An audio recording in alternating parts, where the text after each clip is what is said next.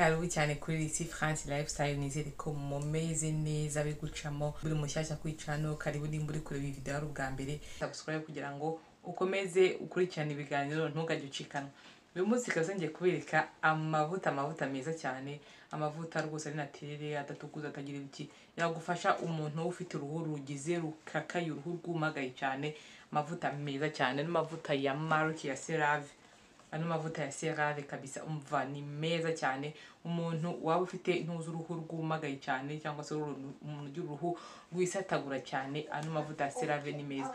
Amavuta ya CeraVe ifite amavuta, ino marque ya CeraVe ni marque nziza cyane izwi, ifite ama produits menshi cyane, afite intuza zifasha cyane ku ruhu. Ifitemo amoko menshi bitewe n'ubwoko bw'uruhu, ariko ano mavuta ntuza ni amavuta agenewe ku muntu ufite uruhu ruri sesh cyane, uruhu rwumagaye cyane, banagira uruhu rwisatagura, rugirute uruhu rwumagaye cyane. Ayo mavuta ni meza cyane, arafasha kugira ngo wisige neza, agufashe akugira. Ikindi kandi bagirwa ko na amavuta yose twisiga ugomba kurenzaho igikotoro. Igikotoro nabyo ni ihame.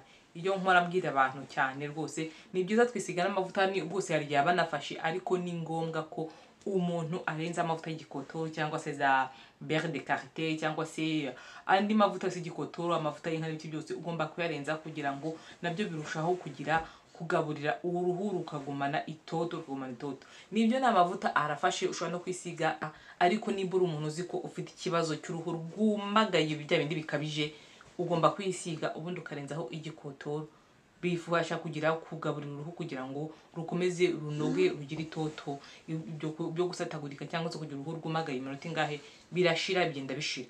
Ano mavuta agenewe ku muntu ufite uruhu umva rwa ruhu rugize kabisa ruri très sèche. Amavuta rwose wasiga ku mubiri ntagahenze, abanza gura nk'amadolari, abanza gura nk'amayero nka 13 gutyo niba nibuka neza, ariko ntagahenze y'ubwenge abarimo rwose. Na amavuta ari naturel wakoresha, umuntu wese akoresha, umukobwa, umugore, umusore, umwana w'umujene yakoresha rwose, ariko nakoresha wenda nko ku myaka 5 gutyo, ariko abana batoya hoya nko kumira ku myaka 5 sava, ariko abandi hoya, abantu z'abakuru nta kibazo. Umugore, umukobwa wese, umuntu wese yakoresha nta kibazo. Ara mavuta ni meza ya CeraVe, wayakura mu ntuza rwose mu ma pharmacy cyangwa se n'abantu bacuruza amavuta asobanutse y'ubwenge. Bakujya handi bagurisha amavuta meza, ahantu bacuruza amavuta meza rwose, amavuta bayabuze zabura yabawe hehe muri za UK zose, ahantu bagurisha amavuta meza y'ubwenge rwose.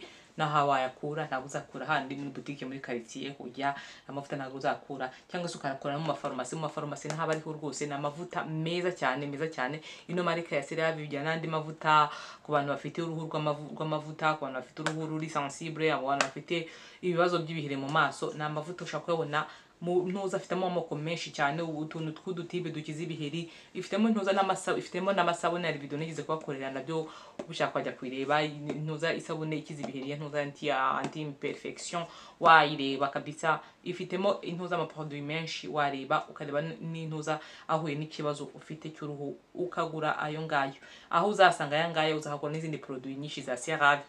Murumva araboneka cyane, araboneka ahantu hose pe, araboneka ahantu hose mu Rwanda, hari mu farumasi hose araboneka.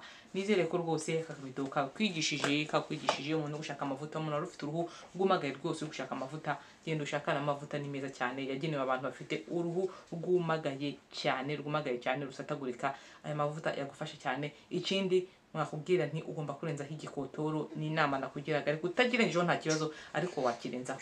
So mukomeze mukurikirana ibiganiro nkomeze kubagiraho, mukande like, subscribing, mukore share, na commentaire nazo ushaka kuzandikaho.